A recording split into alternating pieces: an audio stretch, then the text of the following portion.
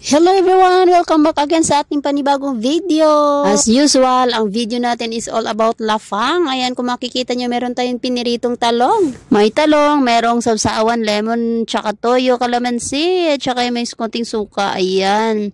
At tsaka ayan, nakikita nyo, binuksan ko na nga pala dyan ang aming ref. Ang kanilang ref pala. Para kumuha ko na dyan ng aking maiinom. Dalawa nga palang binili namin dyan para hindi agad maubos. Pero ayan, naubos talaga sa sobrang init ba naman dito sa Saudi Arabia. Talagang nais mo talagang uminom na napakalamig na soft drinks. Binuhusan ko na nga pala na soft drinks ang aking baso. Kaya ayan, kung makikita nyo, kinapanga ng aking kasama kung malamig ba talaga ang inumin. Sabi ko naman malamig yan kasi kagabi pa yan dyan sa loob ng ref. Imposible naman. At ayan na, mamangha talaga ko. Sobrang sayang-saya ko kasi punong-puno talaga ang aking baso. At syempre, pag marunong tayong kumuha, marunong din tayong magbalik. Kaya ay binalik ko na nga muna dyan sa ref para naman yung ibang iinom ay malamig pa rin. Shoutout nga pala dyan sa kasama ko na nakatapis kasi nga ibis na magsi-CR. Ayan, napadan pa sa kusina at sinecheck kung kumakain ba't ano ba daw ang kinain ko. Kaya sabi ko, syempre talong. Yan, pidiritong talong. Isinawsaw ko na nga dyan sa suka toyo. Ayan, napakasarap talaga.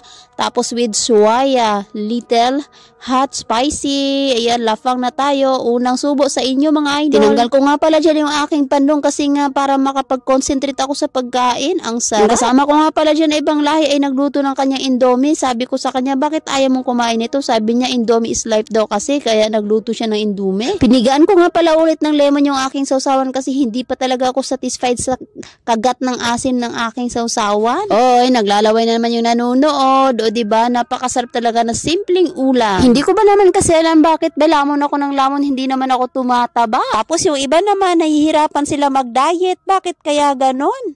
Fast forward na nga tayo at ayan, uminom na nga ako sa akin. Napakasarap na malamig na Coke at ayan, subo-subo din. Aminin nyo na mas masarap talaga kumain pag nagkakamay, di ba nga? Kasi mafe-feel mo talaga yung food. At saka mamekos-mekos mo talaga ng maayos yung kanin at saka yung ulam. Ha ha ha ha. Sinilip ko nga pala yung aking ulam. Sabi ko, ay kaunti na lang pala tapos marami pa akong kanin. Oh, ayan, pagkakasyahin ko na lang yan. Makikita nyo may kamay na dumukot sa aking ulam. Naghahanap kasi siya ng lemon na ilalagay daw niya sa kanyang noodles. Kaya ang sagot ko, tingin ka na lang dyan sa loob ng ref, sigurado namang meron dyan. Hay nako, sabi ko sa kanya, mabubusog na ako, kayo nagluluto pa. Ano ba naman kayo? Iba-iba daw kasi ang trip ng mga tiya namin, kaya pabayaan ko na lang daw sila. Hahaha. Nakisuyo nga pala siya dyan na magpaabot ng asin, kaya ayan, binigyan ko muna ng asin para may kulay at saka may alat naman ang kanyang pagkain. Gusto daw niya kasi marami ang sabaw, kaya ayan, dinagdagan niya ng tubig, hindi daw kasi sapat ang seasoning doon sa loob ng pack ng Indomie. Sabi ko nga, kumukulo pa yung inyong niluluto dyan. Ako patapos na, bahala kayo dyan, iwanan ko na talaga kayo dito sa kusina, hahaha. Nagpapatuloy ko lang dyan ang aking pagkain kasi malapit na akong matapos. Thank you Lord nga pala sa mga blessings binibigay mo sa amin araw-araw at sa aming mga pamilya. Syempre, muntik pa akong mabulunan kaya uminom ulit ako ng aking panulak. Bago nga pala magtapos ang video na ito, nais ko pong magpasalamat sa aking mga solid supporters. Shoutout naman kayo dyan at mag-comment kayo kung saan kayo naroroon para malaman natin kung saan talaga nakakarating ang ating video. Baka naman pwede nyo i-share.